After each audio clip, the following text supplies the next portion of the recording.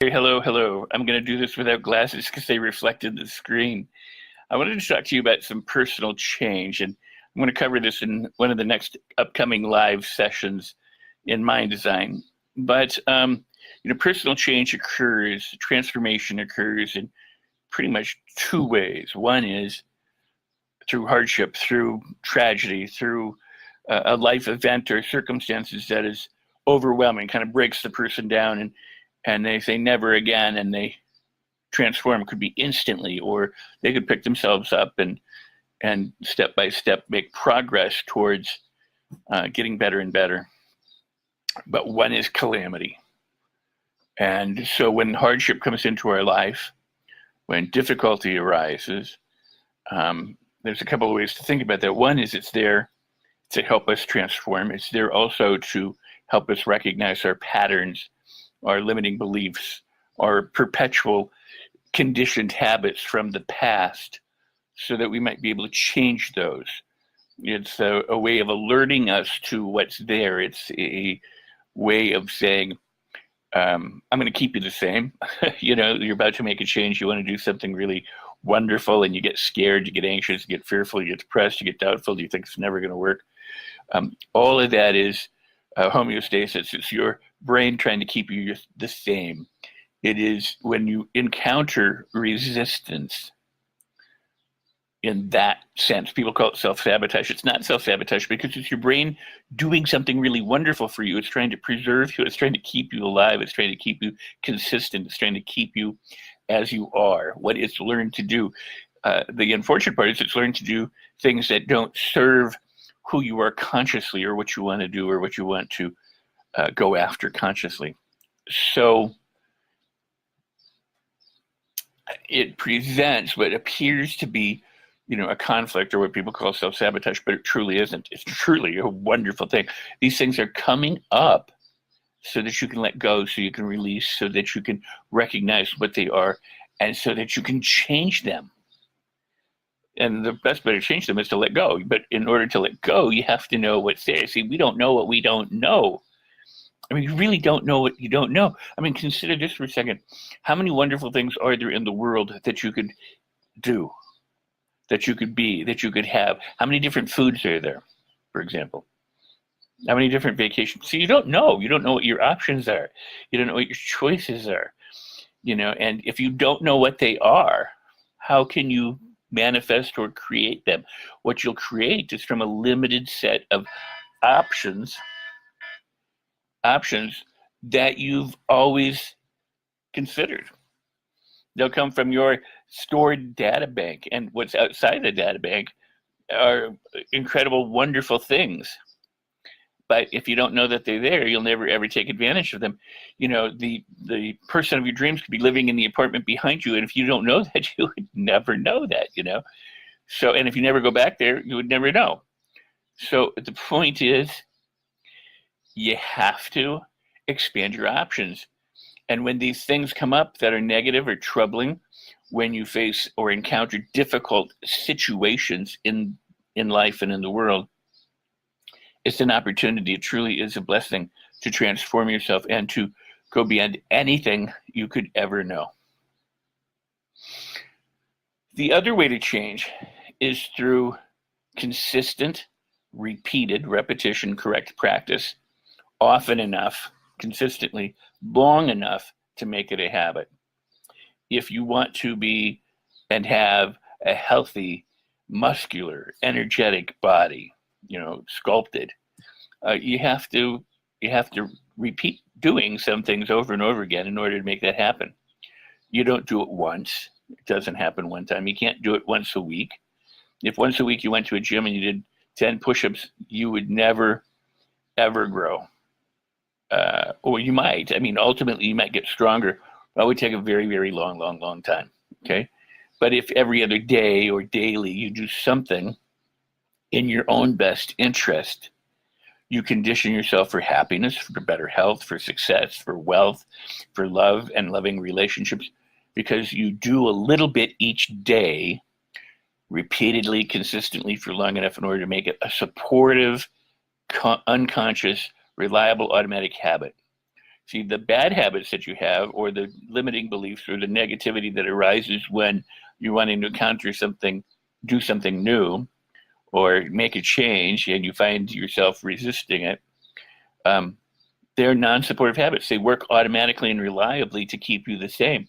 So you want to develop habits that are good, positive, wonderful, supportive habits that are automatic and reliable in the same fashion, so that whenever you want to do something, these habits kick in instead. All right. Now consider this too. If you made 1% of change every day for a year, just 1%, you did one thing 1% daily for a year, you would have at the end of a year 365% improvement. That's a lot of improvement in a year, 365%. So it's the little things we do consistently, repeatedly, correctly for long enough that make the changes.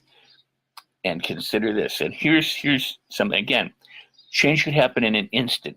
You know, you could sit under the Bodhi tree like Buddha and be suddenly enlightened. And that would be cool. Most people may not be, or many people may not be, but it is possible. It's there. You can have an aha. You know, that nickel can drop. I call it nickel. What is it? Pachinko. It's a game where the coin goes down in Japan. I may have misstated what it is, but anyway, I call it a nickel drop. You have an aha. You're enlightened. It's a satori. It's a moment where suddenly you've dropped all sorts of things. You have a realization, and it kind of reorganizes all of your thinking and being. You're free. You're happy. You're alive in a new way, and that is incredible. That is possible. But the other way, along the lines of conditioning, is this a little bit of change. You think about, you know, if you get on a plane, a commercial airline, and you're flying, they do everything they can to minimize turbulence so that you're not bounced up and down, right? And so when they turn to go around to an airport, they don't suddenly go swooping in. They turn gradually and long. They have to take weather into account and speed, you know, the turbulence, the height. If there's obstructions, you know, depending on how high they are, if there's other aircraft. I have a cat on my lap who's clawing me, so if you're wondering. And they make a very minute amount of turn gradually in order to turn the plane around. They bank gently so that you don't notice it very much. Think about a large ocean liner. If you've ever been on a cruise, or you've been on an ocean liner, something like the size, or now they're bigger than the Queen Mary, but you know, very large ships, you know, that are longer than the Empire State Building is tall.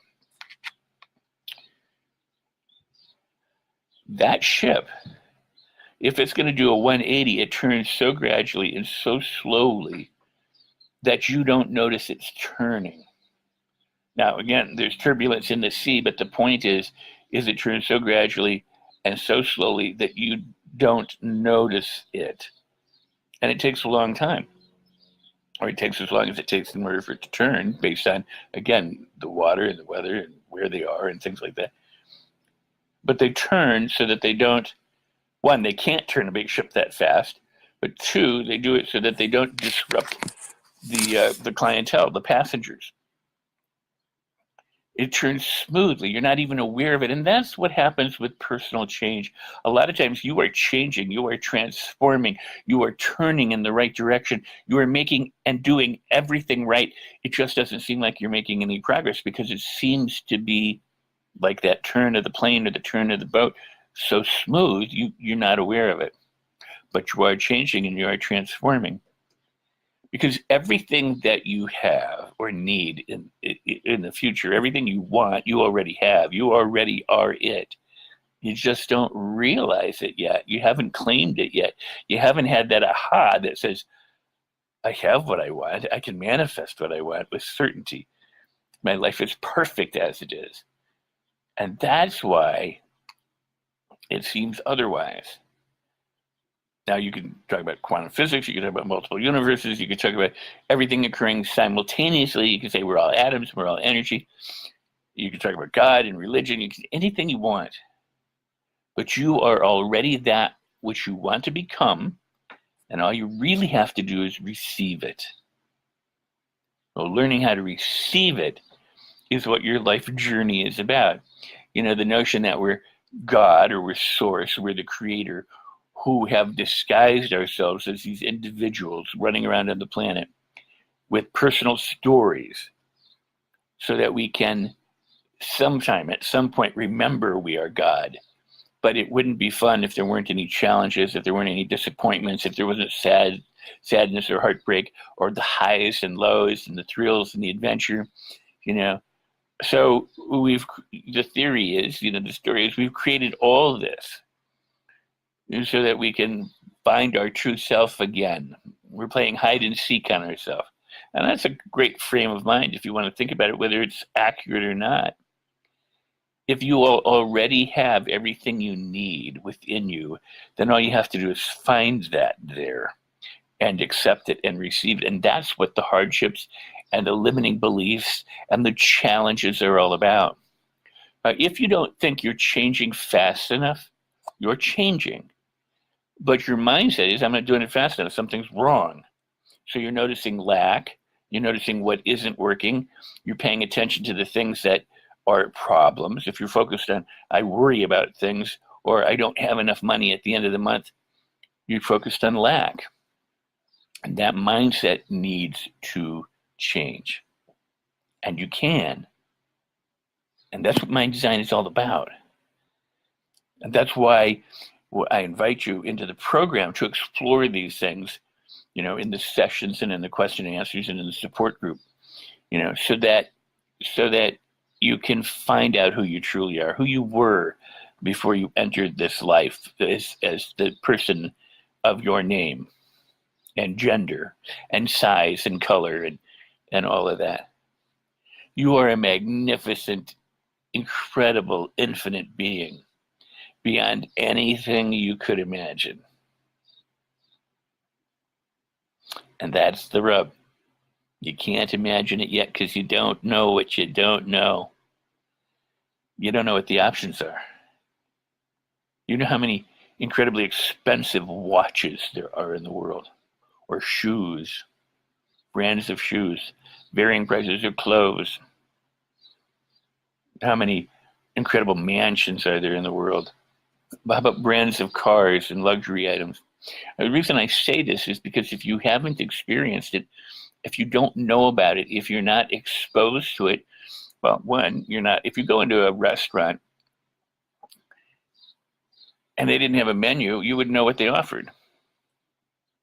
You just order what you probably thought. You go, do you have pancakes? They go, yeah. So you go, okay. If you say, what else do you have? They go, well, what do you want? And they don't tell you. You tell us what you want, and you go, okay, I'll have pancakes. Could I get some scrambled eggs? And they go, yeah, sure. So you order from what you're aware of.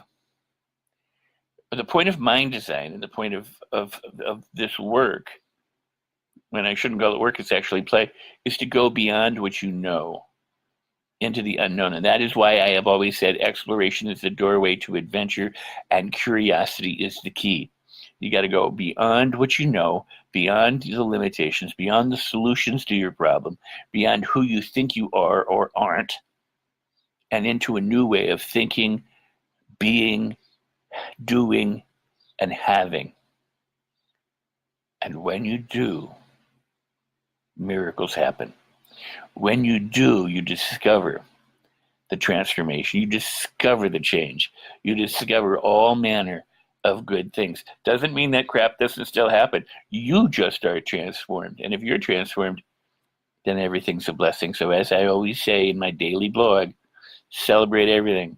If you're a Mind Design member, you'll learn more in a pod. And if you're not a Mind Design member yet and you want to join us, ask how. All right. All the best. Peace, much love, blessings, and namaste.